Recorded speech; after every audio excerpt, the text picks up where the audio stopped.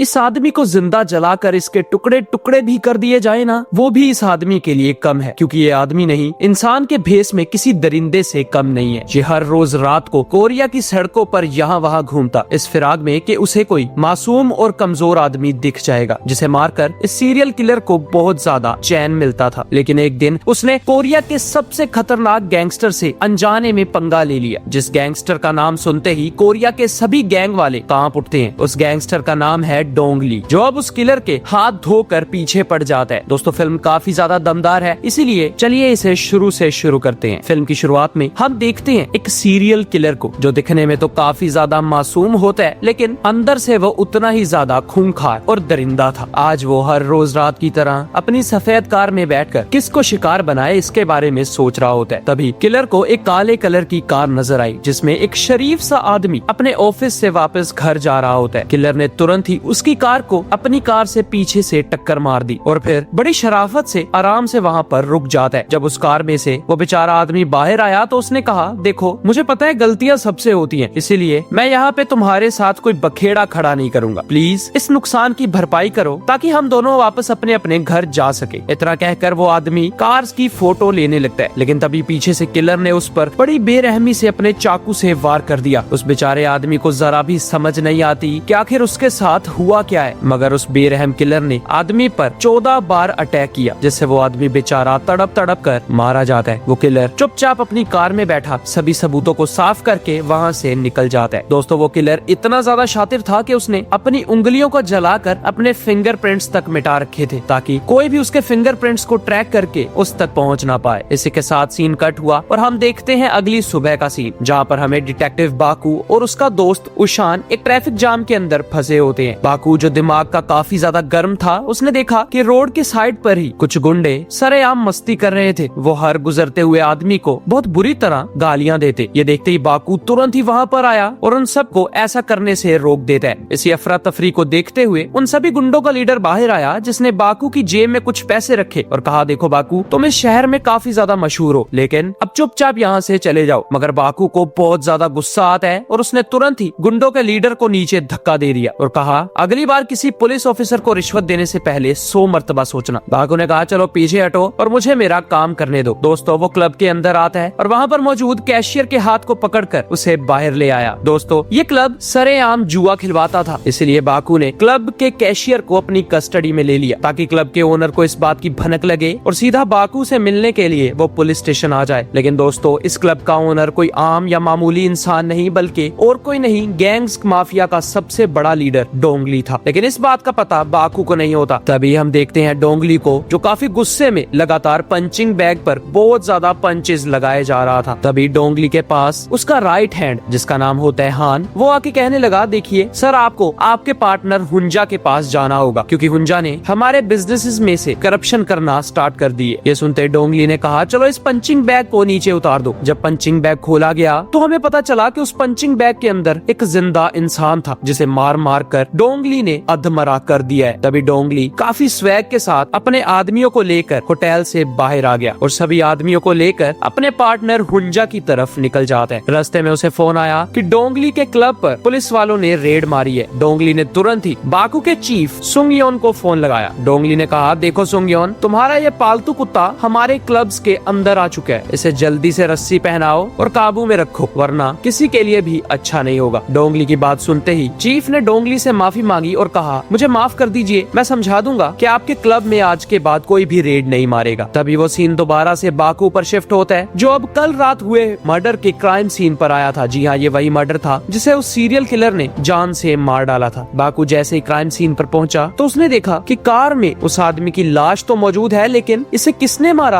अभी तक पुलिस को ना तो कोई ट्रेस मिला और ना ही कोई फिंगरप्रिंट्स। और ऐसा किलर बाकू ने भी अपनी लाइफ में सबसे पहली मर्तबा देखा होता है। फिर बाकू तुरंत ही अपनी दोस्त युसारी को अपने पास बुलाता है। उसने कहा, देखो युसारी, ये जो किलर है ना, ये बाकी किलर्स जैसा आम किलर नहीं है, तो इसीलिए इस किलर को पकड़ने और इसका सुराग निकालते हुए अपनी दोनों आंखें खुली रखना। तभी उन दोनों ने देखा कि कार के पिछले बम्पर पर व्हाइट कलर का पेंट लगा हुआ था। बाकू कहता है, ये किलर चाहे जितना भी शातिर हो, मैं इसे 3 दिनों में ढूंढ निकालूंगा। इसी के साथ वो सीन कट हुआ और हम देखते हैं डोंगली को, जो अपने पार्टनर हुंजा के पास बैठकर बिजनेस की बातें कर रहा था। हुंजा कहता है, देखो तुम्हें जिसने भी बताया है कि मैं अपने सभी बिजनेसेस में से तुम्हें धोखा दे रहा हूँ, वो आदमी हम दोनों को लड़वाना चाहता है। जिस पर डोंगली ने जवाब दिया, देखो मुझे किसी ने बताया नहीं, लेकिन मुझे पूरा यकीन है कि तुम मुझे धोखा दे रहे हो। हुंजा ने कहा, अगर तुम्हें यकीन है कि मैं धोखेबाज हूँ तो मुझे पार्टनर ही क्यों बनाया? जिसके जवाब में डोंगली ने कहा, मुझे लगा शायद मेरा खुद का भाई मुझे धोखा नहीं देगा। जी हाँ दोस्तों, डोंगली और हुंजा दोनों आपस में भाई थे। उनकी बातचीत के दौरान डोंगली के राइट हैंड हान ने कहा, माफ कीजिए सर, लेकिन जब बात पैसे की आती है ना, तो एक भाई ही दूसरे भाई के खून का प्यासा हो जाता है। ये सुनकर हुंजा को काफी गुस्सा आया और उसने तुरंत ही अपने नूडल्स वाला बाउल हान के ऊपर दे मारा और कहा, जब दो बड़े बात कर रहे हो तो नीचे वाले कुत्ते चुप ही रहें तो अच्छा होगा। ये सुनकर डोंगली खड़ा हुआ और उसने हान के मुंह पर एक जोरदार घूसा जड़ दिया और कहा, हुंजा बिल्कुल ठीक कह रहा है, लेकिन हुंजा प्लीज मुझे कारोबार में धोखा मत देना। तुम्हें पता है कि हमारी रेपुटेशन ही सब कुछ होती है, तुम मुझे धोखा दे रहे हो। हर एक गैंग में ये बात आग की तरह फैल चुकी है। इससे पहले कि लोग हमारे ही खिलाफ हो जाएं, प्लीज सही हो जाओ। डोंगली की बात सुनकर हुंजा का राइट हैंड गीसू डोंगली से कहता है, देखिए आपको कोई गलत फहमी हुई है। जिस पर डोंगली तुरंत ही उसे अपने पास बुलाकर उसके दोनों दांत को उखाड़ देता है और कहा, जब दो बड़े आपस में बात कर रहे हो ना, तो बीच में कुत्ते नहीं भौंकते। डोंगली की इस हरकत से हुंजा को बहुत ज्यादा गुस्सा आता है, लेकिन चूंकि डोंगली हुंजा का बड़ा भाई था, इसलिए हुंजा डोंगली को कुछ नहीं कह पाता। इसी के साथ वो सीन कट हो गया। यहाँ हम देखते हैं पुलिस स्टेशन का सीन, जहाँ पर बाकू अपने सभी यूनिट के साथ अपने चीफ के सामने बैठा था। बाकू ने कहा, हमें जल्द से जल्द उस सीरियल किलर को पकड़ना होगा, वरना वो और भी कांड करेगा। चीफ ने कहा, तुम्हें कैसे यकीन है कि वो सीरियल किलर ही है? देखो हमें नहीं पता कि उस आदमी की किस किस के साथ दुश्मनी थी, हो सकता है ये उसके किसी दुश्मन का ही काम हो। जिस पर बाकू कहता है, अरे किसी दुश्मन का काम होता तो वो उसे गन से उड़ाता। बताओ आज के इतने एडवांस्ड दौर के अंदर भी कौन है जो चाकुओं से इंसानों को मारता फिर रहा है? जिस पर चीफ भड़क जाता है और बाकू से कहता है, जितना तुम्हें कहा जाए उतना करो, हम 3 दिन बाद इस फाइल को क्लोज कर देंगे और किसी और केस पर काम करना स्टार्ट कर देंगे। हमारे पास ना तो इतना बजट है और ना इतना ज्यादा इजाफी टाइम कि हम इस जैसे केस पर अपनी जी जान लगा दे। ये सुनते ही बाकू को बहुत ज्यादा गुस्सा आया और फिर वो चीफ की एक भी सुने बिना ही वहाँ से बाहर निकल जाता है। दोस्तों फिर सीन चेंज होता है और हम देखते हैं गैंगस्टर डोंगली को, जो अब हुंजा के होटल से बाहर आकर अपनी बीवी से मिलने जा रहा होता है। डोंगली ने अपने सभी आदमियों को कहा, मेरे साथ कोई भी नहीं आएगा और सभी आदमियों को लेकर वापस होटल चले जाना। इसलिए हान ना चाहते हुए भी डोंगली को अकेला जाने दे देता है। जब डोंगली एक सुनसान सी रोड पर अपनी बीवी को फोन लगाता है, तभी उसकी कार को पीछे से किसी ने टक्कर मार दी। जी हाँ दोस्तों, टक्कर मारने वाला आदमी वही सीरियल किलर होता है, लेकिन उसे नहीं पता था कि अब उसके सामने कोई मामूली आदमी नहीं बल्कि डोंगली था। वो आदमी बाहर निकला और डोंगली से कहता है, देखिए मैं आपके सभी पैसे दे दूंगा, इसलिए आप मुझे खर्चा बताइए ताकि हम दोनों जल्दी से जल्दी यहाँ से फ्री हो जाएं। मगर डोंगली ने कहा, अरे नहीं नहीं, मैंने तुम्हें माफ किया, तुम बताओ अगर तुम्हें पैसों की जरूरत है तो। इतना कहकर डोंगली वापस मुड़ जाता है, लेकिन उस किलर ने तुरंत ही पीछे से डोंगली पर 2 बार अपनी चाकू से अटैक कर दिया। डोंगली ये देखकर हैरान हो गया, क्योंकि आज तक किसी में इतनी हिम्मत नहीं हुई कि वो डोंगली पर हमला भी कर सके। डोंगली तुरंत ही उससे फाइट बैक करके उस सीरियल किलर को बहुत पीटता है, लेकिन वो सीरियल किलर भी कुछ कम नहीं था। उस सीरियल किलर ने एक मर्तबा और डोंगली पर उसी चाकू से वार किया, जिससे डोंगली बहुत ज्यादा घायल हो गया। मगर डोंगली बहुत ताकतवर था, उसने सीरियल किलर का ही चाकू पकड़ा और उसी की छाती में घुसा डाला। जब सीरियल किलर को पता चला कि ये कोई मामूली आदमी नहीं, तो सीरियल किलर तुरंत अपनी कार में बैठा और उसे स्टार्ट करके डोंगली पर वार कर देता है, जिससे डोंगली बेचारा अधमरा होकर नीचे गिर गया। लेकिन वो सीरियल किलर डोंगली को मारे बिना ही वहाँ से चला जाता है। अब सीन कट हुआ और हम देखते हैं डोंगली को, जिसकी हॉस्पिटल में सर्जरी हो रही थी। यहाँ दूसरी तरफ डोंगली के सभी आदमी बिना डोंगली की परमिशन के हुंजा के आदमियों को पीट पीट कर अधमरा कर डालते हैं, क्योंकि उन्हें लगा कि शायद हुंजा के आदमियों ने ही डोंगली पर ये अटैक करवाया है। लेकिन दोस्तों उन्हें क्या पता था कि डोंगली की ये हालत उस सीरियल किलर ने की है। दोस्तों डोंगली अभी भी बेहोश था। यहाँ दूसरी तरफ हम देखते हैं उस सीरियल किलर को, जो अपनी कार में बैठकर अपने जख्म पर स्टेपलर पेन से स्टेपल कर रहा था और उसे ऐसा करने में बहुत ज्यादा दर्द भी हो रहा होता है। लेकिन दोस्तों आज वो प्लान बना के आया था कि उसे रात को किसी न किसी की तो जान लेनी है, इसीलिए अब डोंगली तो उससे बच गया, तो वो अगले ही पल एक प्राइवेट जू में आता है, जहाँ पर उसने एक कुत्ते को पकड़कर उसे मारने की कोशिश की। लेकिन तभी वहाँ पर बूढ़ा गार्ड आ जाता है। बूढ़े गार्ड ने कहा, देखिए आपको जो कुछ भी चाहिए सुबह आना। लेकिन इतने में ही उस किलर ने बेचारे बूढ़े को भी जान से मार डाला। फिर सीन शिफ्ट हुआ और हम देखते हैं अगले दिन का सीन, जहाँ पर अब फाइनली डोंगली को होश आ गया था। हान ने डोंगली से कहा, हमने हुंजा के आदमियों को बहुत बुरी तरह मारा, लेकिन हमें नहीं लगता कि वो अटैक हुंजा ने करवाया था। डोंगली कहता है, नहीं, हुंजा में इतनी ताकत और इतनी हिम्मत नहीं है कि वो डोंगली पर अटैक करवाए। उनकी बातचीत चल ही रही थी कि तभी वहाँ पर ऑफिसर बाकू आ गया। बाकू अंदर आता है और तुरंत ही डोंगली के पास आकर बैठ गया। वो डोंगली का मजाक उड़ाने लगा कि इतना बड़ा गैंग का लीडर होने के बाद भी एक मामूली सा आदमी आकर डोंगली की इतनी बुरी हालत कर गया। डोंगली कहता है तुम्हें लगता पता नहीं है कि तुम किससे बात कर रहे हो। बाकू ने कहा तुम गैंगस्टर हो गए तो क्राइम की दुनिया में, मैं एक पुलिस वाला हूँ, तुम्हें मुझसे डर के रहना चाहिए। डोंगली कहता है ये सब बातें तो मुझ पे जचती हैं। बाकू ने कहा चलो मुद्दे की बात करते हैं, बताओ तुम पे हमला करने वाला कौन था। डोंगली कहता है चाहे जो कोई भी हो वो बहुत जल्द इस दुनिया से खत्म होने वाला है। बाकू ने कहा तुम पुलिस वाले के सामने ही एक मर्डर करने की बात कर रहे हो, मानना पड़ेगा तुम्हें गूदा तो है, सच सच बता दो कि वो आदमी कौन था। लेकिन दोस्तों असलियत में डोंगली को भी नहीं पता होता कि वो हमला करने वाला आखिर था कौन, इसीलिए बाकू को डोंगली से कुछ भी नहीं पता चलता और बाकू हॉस्पिटल से बाहर आ गया। हॉस्पिटल से बाहर आने के बाद बाकू तुरंत ही हॉस्पिटल के गैराज में जाता है जहाँ पर डोंगली की कार खड़ी थी। बाकू ने देखा कि डोंगली की कार पर 3 जगह पर डेंट पड़े होते हैं। जब बाकू कार के पीछे आया तो उसने देखा कि कार के पीछे बम्पर पर व्हाइट कलर का पेंट लगा हुआ है, ठीक उसी तरह जैसा पेंट उसने कल सुबह देखा था, जिससे उसे शक हुआ कि लगता है कि डोंगली पर भी उसी किलर ने अटैक किया है जिस किलर पर पिछले 2 मर्डर्स के आरोप हैं। तभी सीन शिफ्ट हुआ और हम देखते हैं डोंगली को, जिसके पास अब हुंजा अपने फ्लावर्स लेके आया था। हुंजा कहता है देखो बड़े भाई तुमने मेरे आदमियों के साथ अच्छा नहीं किया, तुम्हें भी पता है कि वो अटैक मैंने नहीं करवाया और ना ही मैं कभी तुम्हें मारने के बारे में सोच सकता हूँ। डोंगली कहता है ये हुई ना बात, तो बता दो कि तुम यहाँ करने क्या आए हो। हुंजा कहता है तुम्हारे आदमियों ने मेरे सारे आदमियों की हड्डी पसली एक कर दी, अब उनके हॉस्पिटल का बिल तुम्हें भरना होगा, जिस पर डोंगली ना चाहते हुए भी मान गया। या दूसरी तरफ हम देखते हैं उसी किलर को जो अब शहर से काफी दूर एक पेट्रोल पंप पर चाय पी रहा था। उसके सामने एक ट्रक ड्राइवर आया जो अपनी बीवी से झगड़ा कर रहा होता है। सीरियल किलर उस ट्रक ड्राइवर को कहता है लगता है तुम्हें तुम्हारी बीवी पसंद नहीं है, तो क्यों ना हम एक सौदा करें, तुम अपनी बीवी मुझे दे दो, बदले में मैं तुम्हें इस झंड जिंदगी से मुक्ति दिला दूंगा। सीरियल किलर की ये बात सुनते ही वो आदमी बहुत ज्यादा शॉक्ड हो जाता है। वो कुछ सोच पाता है इससे पहले ही उस सीरियल किलर ने उस आदमी पर अटैक करके उस बेचारे ट्रक ड्राइवर को जान से मार डाला और उसका ट्रक लेकर हाईवे पर निकल जाता है। लेकिन तभी उसे ट्रक के पीछे से कुछ आवाज आती है। सीरियल किलर ने जैसे ही पीछे देखा तो वो ये देख बहुत जोर जोर से हंसने लगा क्योंकि वहाँ पर ट्रक ड्राइवर की बीवी मौजूद थी। सीरियल किलर ने उसे मारने की कोशिश की जिससे किलर का चाकू हाईवे से हटकर नीचे गिर जाता है, लेकिन वो फाइनली ट्रक ड्राइवर की बीवी को भी जान से मार डालता है। हमने देखा उस चाकू को जिसे वहाँ पर पड़े हुए कई दिन बीत गए और यहाँ डोंगली ने भी आखिरकार किसी तरह उस सीरियल किलर का स्केच बनवा लिया था और उसने अपने आदमियों को उस किलर के पीछे लगा दिया। इसी के साथ कुछ दिन बीते और हम देखते हैं बाकू को जो आज डोंगली के पास आया था। डोंगली ने कहा देखो बाकू क्यों ना हम दोनों रल मिल के काम करें, तुम हमारी मदद करो और मैं तुम्हारी। जिस पर बाकू बहुत गुस्से में आ गया और उल्टा डोंगली पर ही भड़क जाता है। बाकू ने कहा अब गैंगस्टर एक पुलिस वाले से मिलकर काम करेगा। डोंगली कहता है देखो हम उसे अकेले भी ढूंढ सकते हैं लेकिन हर बार पुलिस बीच में आ जाती है, इसीलिए तुम्हारे लिए अच्छा यही होगा कि हमारे साथ मिल जाओ और हम उस किलर को ढूंढते ही तुम्हें सौंप देंगे, जिससे तुम्हारा फायदा होगा और तुम्हारा प्रमोशन हो जाएगा। मेरा फायदा ये होगा कि मैं उसे पकड़कर इतना मारूंगा कि जब तक वो अधमरा ना हो जाए, क्योंकि उसने भी तो मुझे अधमरा ही कर दिया था ना, तो फिर उसका इलाज करने के बाद तुम अपने पास रख लेना उसे। ये सुनकर अब बाकू फाइनली डोंगली का साथ देने को मान जाता है। अगले सीन में हम देखते हैं डोंगली को जिसके पास हान आया और उसने कहा कि हमें हाईवे के एक गैस स्टेशन पर उस किलर की गाड़ी मिली है। बस इतना ही था कि डोंगली ने तुरंत ही बाकू को कहा देखो तुम उस कार को अच्छी तरह छानबीन करो और देखो कि उसके अंदर किलर ने क्या सुराग छोड़ा है और फिर जो भी लीड मिलेगी वो तुम मुझे भी शेयर करना। इसलिए बाकू अब डोंगली की बात मान जाता है। लेकिन दोस्तों बाकू के दिमाग में कुछ और ही चल रहा था। बाकू तुरंत ही अपने दोनों दोस्तों उशान और गैली को एक जगह पर इकट्ठा करके कहने लगा देखो मैंने डोंगली के साथ एक डील की है, हम दोनों मिलकर उस किलर को ढूंढेंगे लेकिन डोंगली उसे पीटने के बाद हमारे हवाले कर देगा। तो याद रहे जब हम उस किलर को ढूंढे तो डोंगली से पहले या डोंगली के हत्थे चढ़े बिना ही उस किलर को अपनी कस्टडी में ले लेंगे। इसलिए हम अब ही उस किलर की कार को इन्वेस्टिगेट करने जाएंगे। यहाँ दूसरी तरफ हम देखते हैं डोंगली को जिसके दिमाग में भी बिल्कुल उल्टा ही चल रहा होता है। डोंगली का प्लान था कि वो बाकू को यूज करके उस किलर तक पहुंचे और फिर बाकू से पहले उस किलर को पकड़कर उसके टुकड़े टुकड़े कर डाले, क्योंकि पूरे गैंगस्टर समाज में डोंगली की अब बहुत बेइज्जती हो चुकी थी कि एक ऐरे गहरे किलर ने डोंगली को मार मार कर उसे अधमरा कर दिया। दोस्तों अब शुरू होती है उस किलर को पकड़ने की सर से लेकर पांव तक डोंगली और पुलिस वालों की कड़ी कोशिश। वो दोनों कई दिनों तक उस किलर को हर जगह पर ढूंढते हैं लेकिन वो किलर इतना ज्यादा शातिर था कि वो अभी तक उनके हाथ तक नहीं आता। तभी एक दिन हम देखते हैं यूसारी और बाकू को जो एक जगह पर बैठकर पुलिस केस के बारे में बातें कर रहे थे, जहाँ पर अब फाइनली बाकू ने बता दिया कि मैं डोंगली से मिलकर इस केस की तह तक जाने में डोंगली की हेल्प ले रहा हूँ। ये सुनकर पहले तो सारी बहुत ज्यादा गुस्से में आई, लेकिन बाकू ने उसे समझाया कि डोंगली उतना भी बुरा नहीं जितना हम समझते हैं, तुम्हें बस मेरे लिए एक छोटा सा काम करना है और वो ये कि व्हाइट व्हाइट कार में हमें जो सुराग और सबूत मिले हैं ना, तुम्हें उसकी आइडेंटिफिकेशन करनी होगी। कुछ भी पता चले तो सीधा मुझे बताना। दोस्तों अगले ही पल हम एक बहुत ही खौफनाक और चौंका देने वाला मंजर देखते हैं। वो ये कि अब दिन दिहाड़े हुंजा का किसी ने कत्ल कर दिया था। और दोस्तों हुंजा के मुंह पर जिस चीज से वार किया गया वो कोई और नहीं बल्कि उसी किलर का चाकू था। जी हाँ दोस्तों, उसी वक्त हमें पता चल जाता है कि वो चाकू और किसी को नहीं बल्कि डोंगली के आदमियों को ही मिला होता है। और डोंगली ने ये ऑर्डर दिया कि तुम तुरंत ही जाकर हुंजा को जान से मार डालो, क्योंकि हुंजा ही हर एक गैंगस्टर और हर एक गैंग मेंबर में ये सब खबर फैला रहा होता है कि डोंगली अब बिल्कुल भी पावरफुल नहीं रहा, उसे कोई भी आकर किसी भी टाइम जान से मार सकता है। इसलिए हुंजा अब डोंगली से गद्दारी करके अपने बिजनेसेस को और प्रॉफिट को बढ़ा रहा होता है। इस चीज के बारे में जैसे डोंगली को पता चला तो उसने अपने राइट हैंड हान से कहकर हुंजा को जान से मरवा दिया। जब पुलिस इस चीज की इन्वेस्टिगेशन कर रही थी तभी बाकू को युसारी का फोन आता है। युसारी ने कहा कार में जो फिंगरप्रिंट्स और हमें जो कुछ भी प्रूफ्स मिले हैं ना वो बिल्कुल भी क्लियर नहीं है, लेकिन किलर चाहे जितना मर्जी शातिर हो लेकिन पुलिस से बच नहीं पाता। हमें किलर का एक बाल मिला जिससे डीएनए मैच करने के बाद हमें पता चला कि किलर का घर चोंगसान रीजन के अंदर एक छोटे से टाउन में गली नंबर 4 में है। ये सुनते ही बाकू बहुत ज्यादा हैरान हो गया, क्योंकि वो किलर बाकू के घर के बिल्कुल करीब ही रहता था। या दूसरी तरफ हम देखते हैं उसी किलर को जिसने आज रात भी अपने मजे के लिए एक और खून कर डाला। और फिर वो सीन कट हो गया। अगले सीन में हम देखते हैं बाकू को जिसने सभी इन्फॉर्मेशन को सीधा डोंगली से शेयर कर दिया। और फिर डोंगली बाकू के साथ मिलकर कार में से और भी ज्यादा इन्फॉर्मेशन को इकट्ठा करने लग जाते हैं। लेकिन अगले ही पल हम देखते हैं कुछ गुंडों को जो अब चारों तरफ से डोंगली और बाकू पर टूट पड़े। दोस्तों वो गुंडे किसी और के नहीं बल्कि हुंजा के ही थे। वो दोनों बाकू और डोंगली को बहुत ज्यादा पीटते हैं, लेकिन डोंगली उन सबको एक एक करके अधमरा करते जा रहा था। तभी वहाँ पर हमने देखा गीसू को जो हुंजा का राइट हैंड था। वो डोंगली से बदला लेना चाहता था, इसलिए उसने मौके का फायदा उठाकर डोंगली पर अटैक करवा दिया। लेकिन डोंगली और बाकू बहुत ज्यादा मजबूत होने की वजह से उन सबको बड़ी मुश्किल से हरा ही डालते हैं। तभी हम देखते हैं गीसू को जिसने डोंगली पर उसी चाकू से अटैक करना चाहा जो चाकू सीरियल किलर का था, लेकिन पीछे से बाकू ने डोंगली को बचा लिया और डोंगली पर 2 गुंडों ने अटैक कर दिया। डोंगली उन गुंडों को मारकर जैसे ही फारिग होता है तो उसने देखा कि बाकू ने गलती से गीसू को चाकू दे मारा था, जिससे गीसू कुछ ही मिनट्स में मारा गया। पहले तो बाकू को यकीन नहीं होता कि उसने अपना जिंदगी का पहला खून कर दिया था। ये देखकर बाकू को कुछ समझ नहीं आता कि आखिर उससे कितना बड़ा गलत काम हो चुका है। मगर डोंगली कहता है तुम यहाँ से चले जाओ, मैं इन सभी लाशों को ठिकाने लगवा दूंगा। और फिर वो सीन भी कट हो गया। इसके तुरंत बाद ही हम देखते हैं बाकू को जो अपने दोनों साथियों को डायरेक्ट उस सीरियल किलर के घर पे लिए जाता है। चेकिंग करने पे पता चला कि वो सीरियल किलर इतना ज्यादा शातिर था कि उसने अपने घर पर कोई ऐसी चीज या कोई ऐसा सबूत नहीं छोड़ा जिसे देखकर किसी को भी उस सीरियल किलर पर शक हो। लेकिन अब फाइनली बाकू को एक फैमिली फोटो में उस किलर की भी फोटो मिल जाती है जिस किलर का स्केच डोंगली ने बनवाया था। जैसे ही बाकू ने उस फोटो और उस स्केच को मैच किया तो उसे पक्का कंफर्म हो गया कि वो किलर इसी औरत का बेटा है। बस इतना ही था कि हम देखते हैं डोंगली की पूरी गैंग और बाकू के दोनों साथियों को जब एक जगह इकट्ठा होकर उस किलर को ढूंढने की प्लानिंग कर रहे थे। वो सब लोग अपनी पूरी तैयारी के साथ उस किलर को पकड़ने के लिए रेडी होते हैं। हान उन सबको गैराज में इकट्ठा करके कहता है आप सबके पास उस किलर की एक एक फोटो मौजूद है, सब लोग 5-5 लोगों की टीम्स बनाओ और इस शहर के चप्पे चप्पे को छान मारो। हमें किसी भी हालत में उस बेगैरत को पकड़ना ही होगा। बस इतना ही था कि सब लोग अब अपनी अपनी टीम को लेकर लगातार पूरे 6 दिन पूरे रीजन में तलाशी करते हैं, लेकिन अभी तक उन्हें वो किलर कहीं नहीं मिला। इसी तरह करते करते 10 दिन बीत गए और हम देखते हैं डोंगली को जो तेज बारिश में एक जगह पर छाता लिए खड़ा था। उसी के पास एक मासूम सी स्कूल गर्ल आती है जिसके पास छाता नहीं था। डोंगली ने उसे अपना छाता दिया और कहा देखो बेटा, बरसात के मौसम में अपना छाता लेके निकला करो। इतने में वहाँ बाकू आया जो डोंगली को कहता है दिखने में तुम गैंगस्टर हो लेकिन तुम्हारा दिल काफी अच्छा है। उनकी बातचीत जब उस लड़की ने सुनी तो वो लड़की कहती है मुझे तो तुम गैंगस्टर लगते हो। ये सुनते ही डोंगली जोर जोर से हंसने लगा और इतने में वो लड़की उस बस में बैठी और जैसे ही वो बस चलने लगी तो हमने देखा कि उस बस की पीछे वाली सीट में वही किलर बैठा है जिस किलर ने अभी तक पूरा बखेड़ा खड़ा कर रखा था। लेकिन बदकिस्मती से बाकू और डोंगली उस किलर को पहचान नहीं पाते और फिर वो बस वहाँ से चली गई। उसी रात हम देखते हैं बाकू और डोंगली की पूरी टीम को जो एक रेस्टोरेंट में बैठे डिनर एंजॉय कर रहे होते हैं। तभी उन्हें न्यूज पर एक खबर देखने को मिली कि उस सीरियल किलर ने एक बेचारी स्कूल गर्ल को बेरहमी से मार डाला। ये देखकर डोंगली और बाकू को बहुत गुस्सा आया क्योंकि ये वही लड़की होती है जिस लड़की को आज दोपहर बस स्टेशन पर मिले थे। बस इतना ही था कि उन्हें ये भी पता चल जाता है कि किलर अब यहीं कहीं मौजूद होगा, इसीलिए वो अपना सभी खाना छोड़कर उस किलर के पीछे निकल जाते हैं। लगातार 6 घंटे यहाँ वहाँ तलाश करने के बाद उन्हें पता चलता है कि किलर अब एक कार में हर रोज की तरह अपना शिकार ढूंढने के लिए इधर उधर घूम रहा था। दोस्तों